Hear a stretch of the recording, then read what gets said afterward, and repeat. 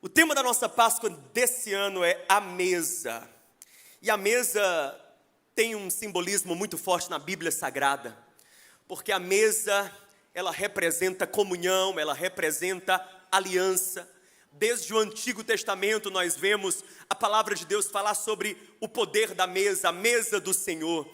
Talvez um dos textos que mais me chama a atenção sobre esse assunto é o Salmo 23, o conhecido Salmo 23. Não o comecinho que diz: o Senhor é o meu pastor e nada me faltará. Mas você sabe por que nada te faltará? Porque no final do texto do Salmo 23 está escrito assim: e Ele prepara uma mesa para mim, na presença dos meus inimigos. Ou seja, mesmo quando eu estou em guerra, mesmo quando eu estou envolvido por batalhas, mesmo quando os meus inimigos estão olhando para mim, mesmo quando os meus adversários estão mirando os meus olhos, de nada terei falta, não me faltará graça, força, direção nem ânimo. Por quê? Porque há uma mesa preparada pelo meu Deus. Nos piores dias, nos mais profundos vales, nos desertos mais áridos, irmão, há uma mesa preparada pelo Pai para você.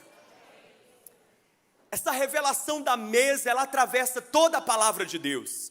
A Bíblia se encerra com um grande banquete. A Bíblia, ela fecha o texto das Escrituras com isso, com eu e você, um dia nessa grande mesa gloriosa, ao lado de Abraão, de Moisés, ao lado de todo o povo de Deus, de Sara, de Débora, dos homens e mulheres que fizeram história com o Senhor. Aí lá vai estar eu e você. Eu não sei você, mas eu acho que eu vou entrar na cota. É pela cota, irmão, mas não interessa se é pela cota, se não é pela cota, eu só quero estar lá, amém? Eu só quero ter um lugarzinho lá naquela mesa. E a boa notícia é que essa mesa não é um espaço que você vai acessar apenas no futuro, mas há uma mesa que Jesus te convida para sentar hoje e agora. Você já pode se assentar na mesa de Jesus hoje. Os evangelhos falam sobre essa mesa de Jesus, que por sinal causou muito problema para Jesus, porque Jesus costumava colocar em sua mesa pessoas que a religião excluía. Jesus colocava em sua mesa aqueles que os homens desqualificavam. Jesus convidava para a sua mesa aqueles que o pecado tinha manchado, tinha maculado a vida, a biografia. Mas Jesus colocava em sua mesa. E daí, essa mesa de Jesus causou muito problema para o Senhor Jesus. Eu quero ler com você Marcos capítulo 2, do versículo 13 ao 17. Hoje é a primeira mesa de Jesus que nós vamos pensar, refletir. Ao longo de toda a série, a cada domingo, vamos observar uma mesa em que Jesus estava sentado. Hoje é essa, de Marcos 2, do versículo 13 ao 17, que você escutou no vídeo, o chamado de Levi ou Mateus. A Bíblia diz assim: Jesus saiu outra vez para a beira do lago. Toda a multidão aproximou-se, porque por onde Jesus passava havia uma multidão, um aglomerado de pessoas. Jesus tinha o que oferecer. Quando você tem o que oferecer, é natural que você atraia quem precisa daquilo que você tem a oferecer, compreende? Quando você oferece pão, os famintos vêm, irmão. Por que Jesus atraía multidões? Porque Jesus oferecia pão de verdade, porque Jesus tinha água de verdade, então os sedentos vinham. Essa igreja, irmão, o segredo dela é, enquanto ela oferecer pão de verdade, enquanto ela oferecer água de verdade, não vai faltar multidão de famintos e sedentos entrando por essas portas, não vai faltar uma multidão conectada online, não vai faltar, esse culto online vai chegar até os confins da terra, porque no fim do mundo tem alguém carecendo daquilo que apenas Jesus pode dar, aquilo que só Jesus Cristo pode dar. A Bíblia diz, e ele começou a ensiná-los. O ministério de Jesus era feito de ensino e de milagres, mas os milagres nunca antecediam o ensino, pelo contrário, era sempre o ensino antes do milagre, porque quem não tem ensino e só tem milagre, jamais vai ter uma fé sólida. O milagre vinha para selar, para carimbar, para testificar da autoridade de Jesus, e mais, da veracidade da sua mensagem. Mas a mensagem é que era o importante. Ele ensinava porque a verdade liberta. E a Bíblia diz que ao sair dali, Ele viu Levi, filho de Alfeu. Fale comigo, ele viu. Ele viu Levi, filho de Alfeu, sentado na coletoria e lhe disse: siga-me. Ele se levantou e o seguiu. Aconteceu que enquanto Jesus estava reclinado à mesa na casa de Levi, muitos publicanos e pecadores comiam com ele. Olha aí, na mesa em que Jesus estava, muitos pecadores. E então a Bíblia diz que quando os mestres da lei, que eram fariseus, os fariseus era a seita religiosa judaica assim mais rigorosa, quando eles viram comendo com pecadores e publicanos, perguntaram aos discípulos de Jesus: por que ele come com publicanos e pecadores? Por que ele coloca na mesa esse tipo de gente? Por que ele coloca esse pessoal de segunda classe espiritual? Essa gente que não tem santidade suficiente. Essa gente que tem pecado, eu conheço, aquele dali é uma carga torta. Aquela dali, dá uma vasculhada no Instagram dela, coloca o arroba dela aí. Para tu ver, posta cada foto, rapaz. Dá uma olhada, o dia que estava, no final de semana passado. Mas Jesus colocava essa turma em sua mesa. E a Bíblia diz que Jesus então lhes disse: não são os que têm saúde que precisam de médico, mas sim os doentes. Eu não vim chamar justos, eu vim chamar pecadores. Jesus faz 3 convites para mim e para você: siga-me, sente-se, sacie-se. Você pode dizer comigo: siga-me, sente-se, sacie-se. A Bíblia diz que Jesus, quando ele sai das margens do lago de Genesaré, lugar em que ele costumava pregar, totalmente ali seguido por uma multidão, ele para tudo e ele vê Levi sentado na coletoria de impostos. Eu acho isso aqui muito precioso, esse olhar de Jesus. Porque você concorda que quando a gente está envolvido por muitas pessoas, é natural que a gente se distraia, é natural que a gente não consiga perceber detalhes, é natural que, por exemplo, até o importante passe despercebido, porque a multidão, o barulho, distrai. Mas Jesus estava com um olhar tão treinado para encontrar aqueles que o Pai queria salvar, que quando ele passa por Levi, ele olha e ele diz: ei, eu tenho algo aqui com você, rapaz, segue-me. E Jesus não perde a chance e faz o convite. Eu quero dizer para você que assim como Jesus viu aquele homem, ele vê você nessa manhã. E que verdade maravilhosa, a revelação que Agar teve quando esteve no deserto: ele é o Deus que me vê, ele vê você aqui nessa manhã. Talvez um pastor não te veja, um profeta não te veja, um irmão de oração não te veja, mas o que você precisa é ser visto por Deus. Deus vê você, Deus vê a sua dor, Deus vê a sua dificuldade, Deus vê o seu dilema, Deus vê você tentando acertar, Deus vê você tentando melhorar, Deus vê você querendo encontrar o caminho, o eixo, a rota. Deus vê você lutando contra as marcas do teu passado. Deus vê você tentando se curar dessas feridas. Deus vê você tentando desatar as amarras que a vida impôs sobre você.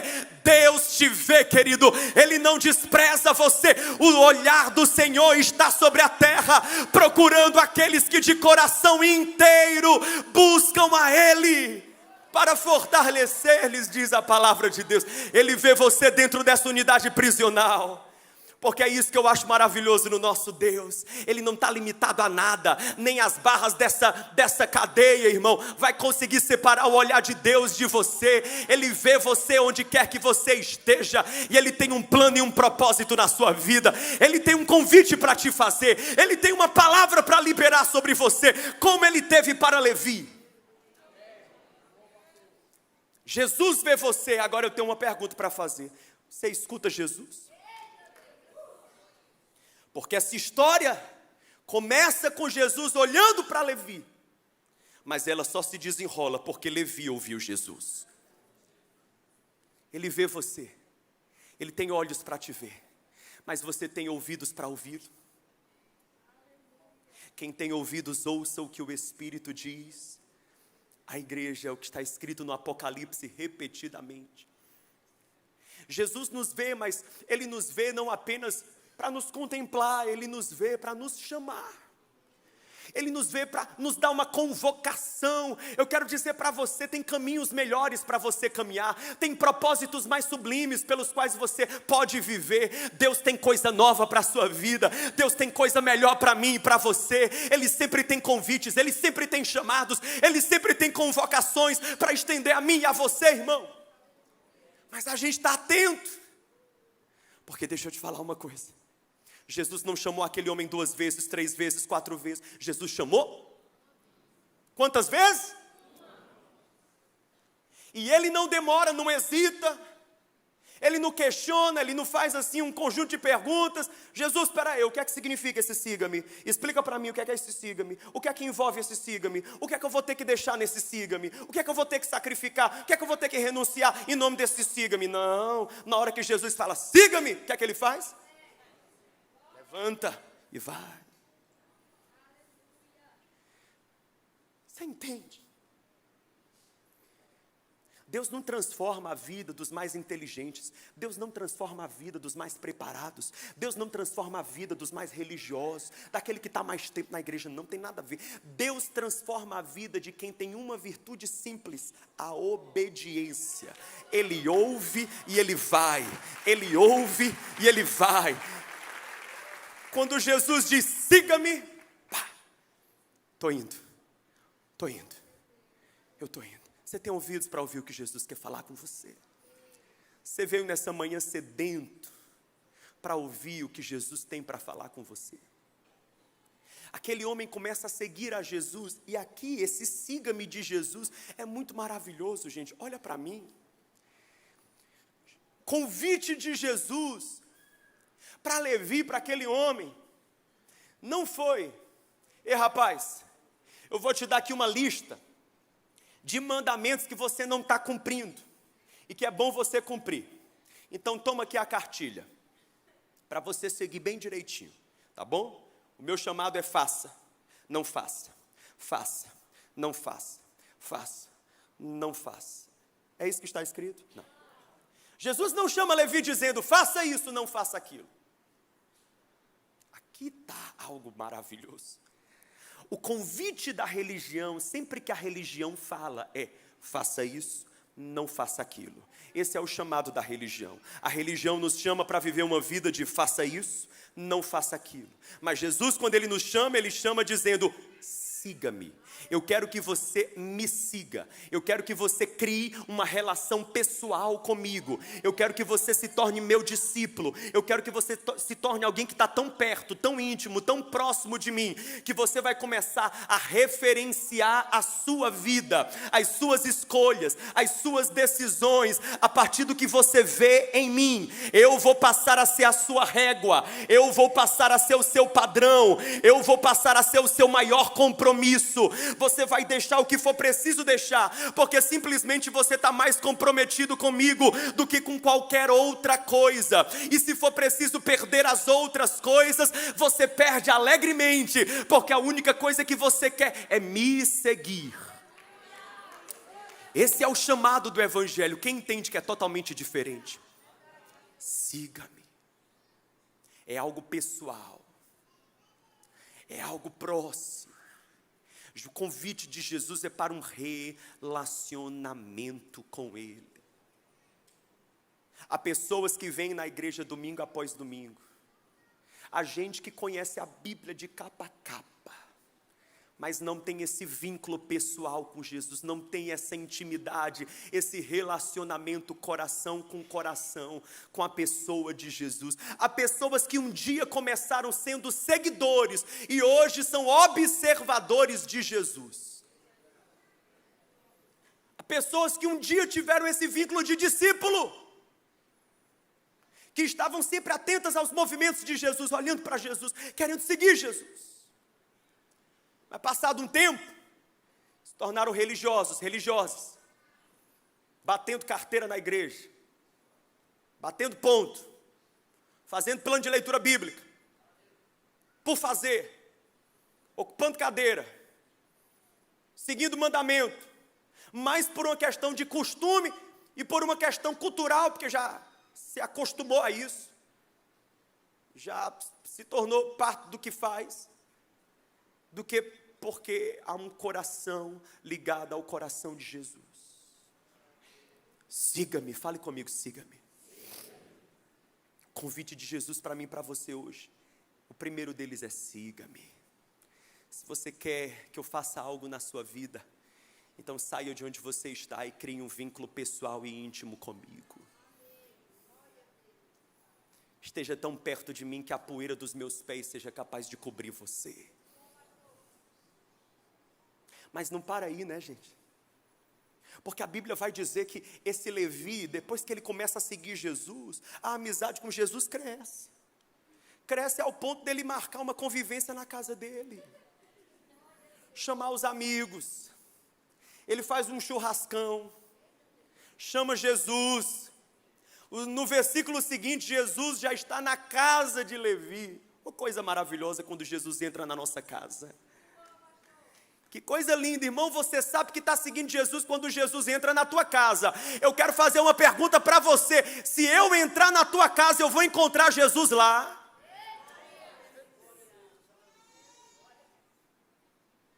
Agora eu vou fazer o inverso. Se tu entrar na minha casa, tu vai encontrar Jesus lá. Será que tu vai encontrar Jesus quando eu cuido dos meus filhos, na forma como trato minha esposa, como eu trato a funcionária que trabalha conosco? Irmão, quando Jesus entra dentro da nossa casa, é porque a parceria está sendo afinada mesmo. Não adianta Jesus entrar na nossa vida apenas na superfície e na medida em que eu estou aqui no culto. No culto, olha, eu vou te falar uma coisa. Quem não tem Jesus enquanto está no culto, está ruim o negócio. Porque no culto Jesus entra nem que seja por osmose. Ainda mais aqui na igreja. Você já percebeu como é aqui na igreja? Aqui na igreja a pessoa mesmo sem querer ela quer. Porque o louvor vai subindo, a luz vai tocando, a banda vai vindo, aí entra um homem de Deus como o Rafael Elian, aí começa a profetizar, e a orar, e a interceder, e diz, vem, recebe, e você diz, eu recebo. Nem que seja por osmose, alguma coisa entra. Quero saber se Jesus está entrando lá.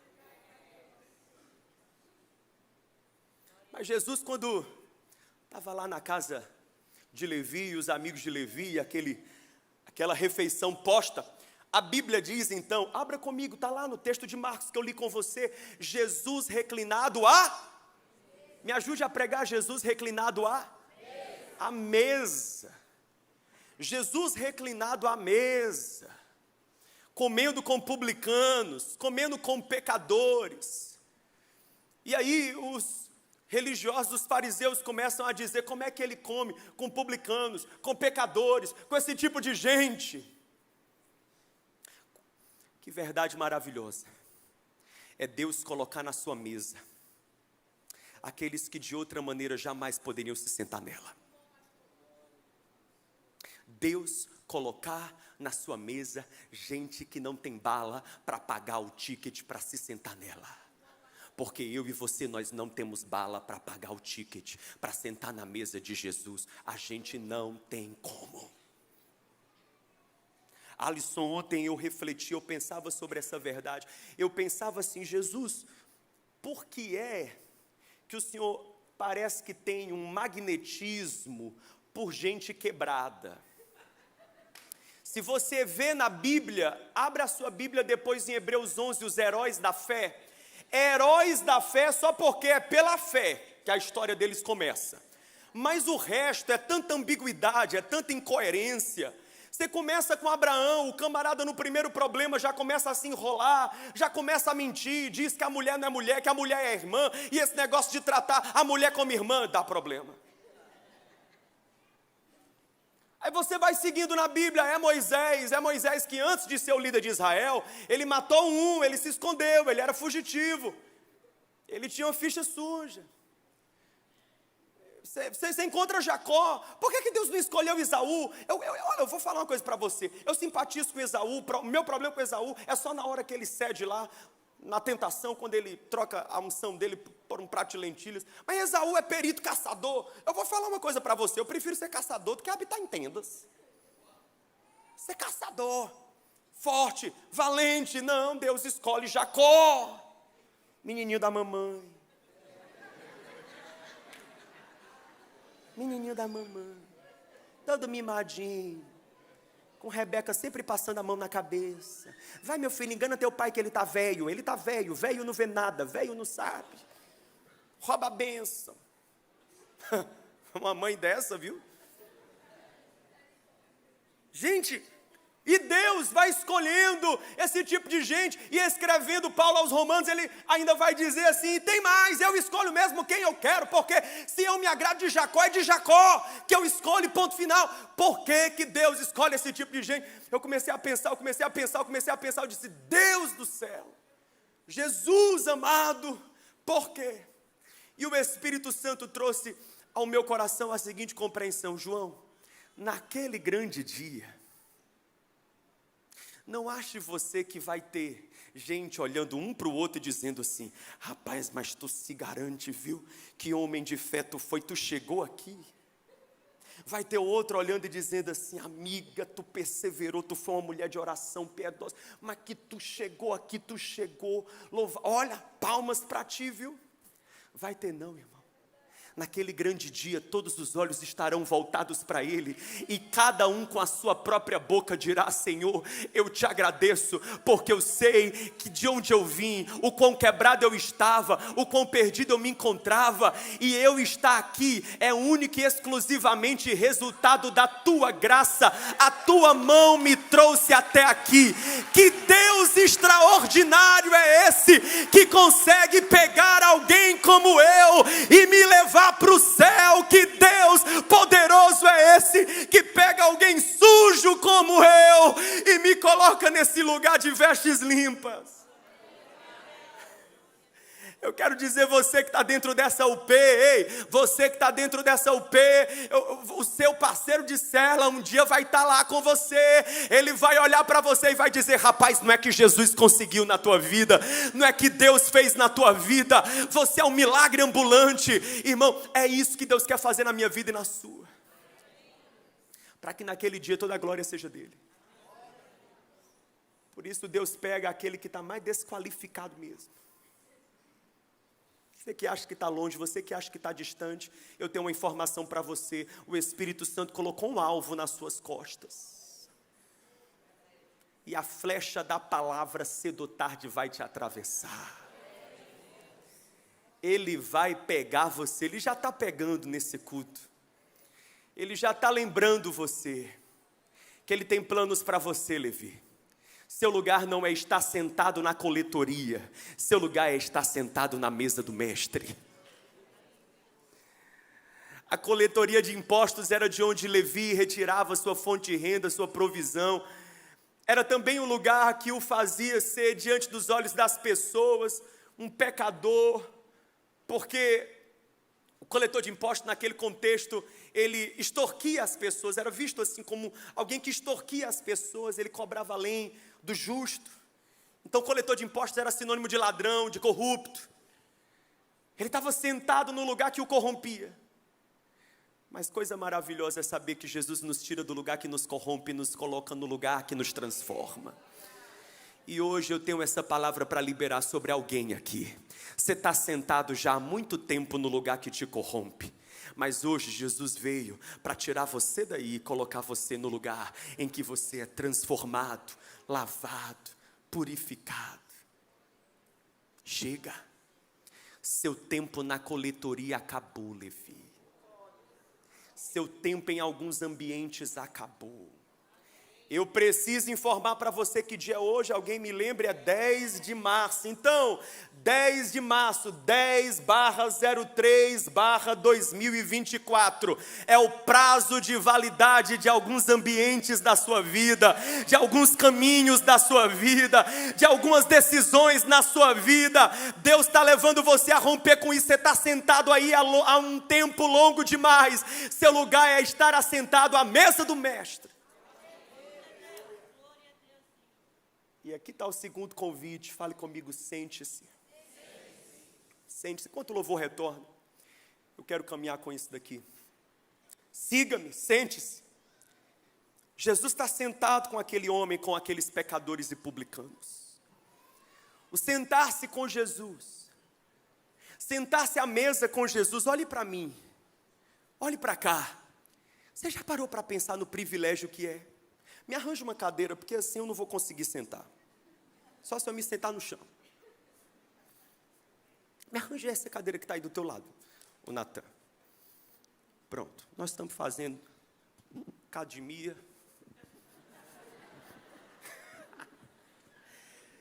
Sente-se. Jesus nos leva a nos sentar com Ele. Você já parou para pensar que privilégio é você se sentar na mesa do Rei da Glória? Todo dia Ele quer sentar com você. Ele não quer andar, porque quem anda está distraído demais. Quem anda não consegue nem escutar o outro. Quem já passou pela situação? Aqui, assim, casal passa muito por isso. Às vezes um é mais acelerado que o outro, não é? Aí um vai falar e vai dizer assim, eu quero conversar com você. A pessoa vai falando. Enquanto eu vou fazendo, vai falando. Enquanto eu vou fazendo, o pessoal já está se identificando. Aí sempre aquele que está falando é alguém que diz assim, eu não consigo. Aí a outra pessoa diz, mas como é que você não consegue? Você fala como? Não dá para falar com a boca? Não, eu preciso olhar, eu preciso que você me olhe, eu preciso que você me veja. Não é assim que funciona? Tem essa confusão também lá em casa. A diferença é que quando eu digo, vai falando enquanto eu vou fazendo, ela sabe que eu não estou ouvindo. Que o homem não tem essa capacidade. Minha irmã, não engane, não caia no conto dele. Ele foi criado por Deus limitado. Ou ele anda, ou ele escuta. Ou ele faz, ou ele escuta. Ou ele paga, ou ele escuta. Ou ele responde o e-mail, ou ele escuta. Acabou. Pastor, se você é um homem que diz, eu sou uma exceção, pois faça um curso online, eu quero fazer seu curso. Porque não tem como. Ai. Vem para cá comigo, ó. Gente, Jesus diz para a gente se sentar com Ele. Porque Ele quer comunhão. Comunhão. Conversas profundas. Conversas que tocam o coração. Comunhão. Tem um texto que eu acho muito, muito lindo. Se a mídia puder me ajudar, eu não tinha programado usar esse texto, mas me ajude. Gênesis capítulo 5, coloque para mim, Gênesis capítulo 5, do versículo 4 em diante. Vocês vão me seguir, do 4 em diante. Gênesis 5, olha isso. Você vai me ajudar. Sempre o final do versículo você completa, pode ser?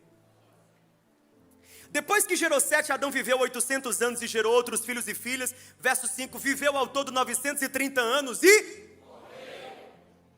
Aos 105 anos, Sete gerou Enos. Depois que gerou Enos, Sete viveu 807 anos e gerou outros filhos e filhas. Viveu ao todo 912 anos e... Aos 90 anos, Enos gerou Cainã. Enos viveu 815 anos e gerou outros filhos e filhas. Viveu ao todo 905 anos e... Aos 70 anos, Cainã gerou Maalael, e depois que gerou Maalael, Cainã viveu 840 anos, gerou outros filhos e filhas, viveu ao todo 910 anos e... Aos 65 anos, Maalael gerou Jared, depois que gerou Jared, Maalael viveu 830 anos, gerou outros filhos e filhas, viveu ao todo 895 anos e... Aos 162 anos, Jared gerou Enoque. Depois que gerou Enoque, Jared viveu 800 anos. Gerou outros filhos e filhas, viveu ao todo 962 anos e... Aos 65 anos, Enoque gerou Matusalém. Depois que gerou Matusalém, Enoque andou com Deus 300 anos. E gerou outros filhos e filhas. Viveu ao todo 365 anos. Enoque. Complete, Enoque com Deus. E já não foi encontrado, pois Deus o havia arrebatado. Esse texto fala de uma genealogia, uma família. A que gerou B, passado um tempo, e morreu. B que gerou C, passado um tempo, I, morreu. C que gerou D, passou um tempo, I. Todos, a história resume a viver, morrer. Ele viveu, ele morreu. Ele viveu, ele morreu. Ele viveu, ele morreu. Quando chega em Enoque, a Bíblia diz, ele viveu e andou com Deus. Eu me pergunto, o que é que um dia será falado sobre mim, sobre você? Será que a nossa vida vai ser resumida a viveu e morreu? Viveu, trabalhou, estudou, gerou e morreu? Ou vai estar lá na nossa lápide? Aqui jaz um homem que viveu e andou com Deus, que teve comunhão com Deus, que decidiu aceitar o convite de sentar-se à mesa com Deus. Escuta, eu amo também essa figura do sentar-se à mesa, pois ela nos lembra o descanso que Deus tem para a gente. Queridos, a Bíblia fala em Efésios 2, que nós estamos assentados com Cristo nas regiões celestiais. Eu não estou em pé, espiritualmente eu estou. Eu não estou correndo, agitado, ansioso, perturbado, eu estou. Eu oro sentado, eu suplico a Deus sentado, eu enfrento as minhas lutas, como? Sentado. Só está sentado quem está descansando. Só está sentado quem tem alguém para cuidar de tudo. Só está sentado quem sabe que o futuro está nas mãos do Altíssimo, do Onipotente Deus. Só está sentado quem sabe que nada nem ninguém pode me separar do amor de Deus que está em Cristo Jesus. Só está sentado quem sabe que o passado está perdoado, o presente está sustentado e o futuro está garantido. Só está sentado quem tem motivos para descansar. Quem tem a vida entregue aos cuidados do Pai. Você que tem vivido aí correndo, tem gente que é crente espiritualmente, nunca sentado, espiritualmente correndo, ansioso. Não está sentado à mesa. Siga-me, sente-se, mas por fim, o convite de Jesus é sacie-se. Sacie-se. Na mesa de Jesus tem tudo que você precisa. Absolutamente tudo. Até porque Jesus, ele não é alguém que traz para você o que te sacia, não. Jesus é aquilo que te sacia. Você tem fome de quê? Você carece de quê? Pois ele olha para você e diz, eu sou. Eu quero encerrar com isso. Essa é uma das belezas do Evangelho segundo João. O Evangelho de João contém várias declarações de Jesus que começam com eu sou. É o Evangelho do eu sou. Tanto que em João encontramos poucos milagres. Ao todo apenas 7 milagres. Porque não é o Evangelho do eu faço. Não é o Evangelho do eu curo. Não é o Evangelho do eu... Não, é o Evangelho do eu sou. É Jesus dizendo isso que você precisa, eu sou. Isso que você anseia, eu sou. Isso que te completa, que vai te completar, eu sou. Sou eu. Eu não trago para você, não. Eu sou. É o Evangelho do eu sou. Ele fala 7 vezes eu sou e em seguida se descreve. Como por exemplo quando ele diz eu sou o pão da vida. João capítulo 6. Eu sou o pão da vida. Se você tem fome, você pode se saciar em mim. Se você tem fome, você pode comer de mim. Eu sou o pão da vida, diz ele para você nessa manhã. Ele disse, eu sou, por exemplo, a luz do mundo. Você precisa de luz, você precisa de discernimento, você precisa se encontrar, você precisa encontrar caminhos, saídas. Eu quero dizer para você, Ele é essa luz, Ele é o único que pode iluminar os teus passos, Ele é o único que pode trazer luz para o teu coração, nessa estação escura que você tem vivido, é só Ele que pode trazer luz, luz, luz. Eu sou a luz do mundo que ilumina todos os homens. Ele disse, eu sou a ressurreição e a vida. Se tem algo a ser ressuscitado, eu sou a ressurreição. Eu sou o único que pode outorgar vida ao teu coração que desfalece, ao teu coração que está morto espiritualmente. Eu sou a ressurreição e a vida.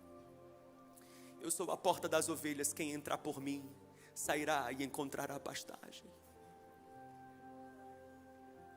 Ei, quem já teve um lugar assim que tudo que você queria era encontrar a porta de saída? Às vezes na vida tudo que a gente diz é, Deus, eu queria a porta de saída. É ou não? É lindo demais. E Jesus diz, eu sou a porta. Quem entrar por mim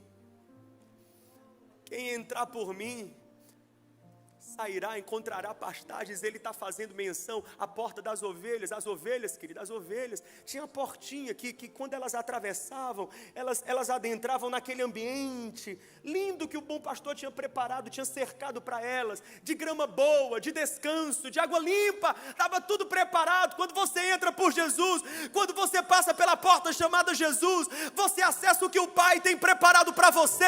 Ele tem uma vida plena, uma vida cheia de paz, uma vida com uma alegria abundante. Ele tem uma vida curada, uma vida completa, uma vida liberta. Ele tem uma vida cheia de propósito, irmão. Ele tem isso preparado para você, e Ele é a porta. Se você entrar por Ele, você vai encontrar essa pastagem. O que é que você precisa hoje? Enquanto as luzes se apagam, eu quero encerrar dizendo que se você está aqui hoje nesse lugar, não perca a chance. Porque besta é quem está diante de um banquete e faz cara de quem não tem fome.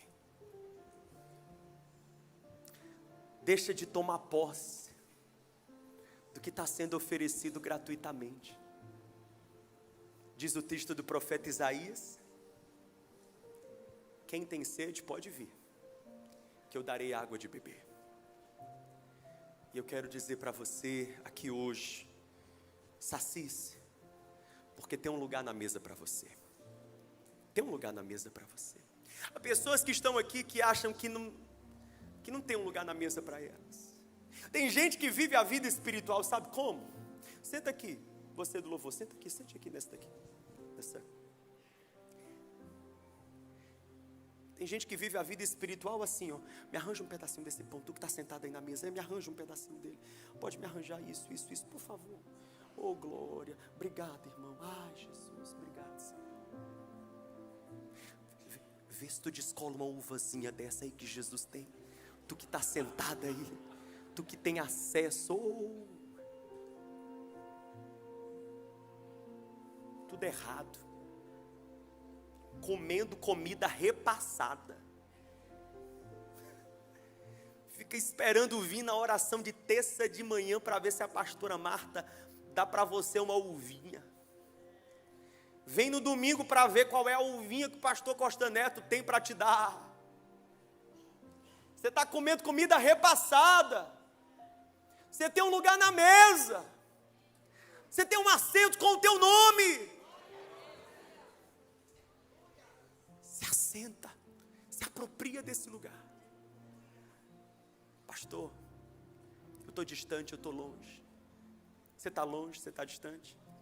Pois eu gostaria de lembrar você que um dia, um rapaz que fez tudo de errado, que desperdiçou a sua herança, que conseguiu chegar no fundo do poço, decidiu voltar para a casa de seu pai. E quando ele decide voltar para a casa do pai, o pai o esperava no portão, o filho passa pelo portão, o pai corre, o abraça, e o filho nem sabia, mas os servos já estavam preparando uma mesa para ele. Tinha banquete, tinha mesa pronta. O filho não merecia, mas o pai muito amava. O seu lugar à mesa não fala nada sobre você, fala tudo sobre ele. É porque ele é bom, ele te ama, ele tem um lugar para você.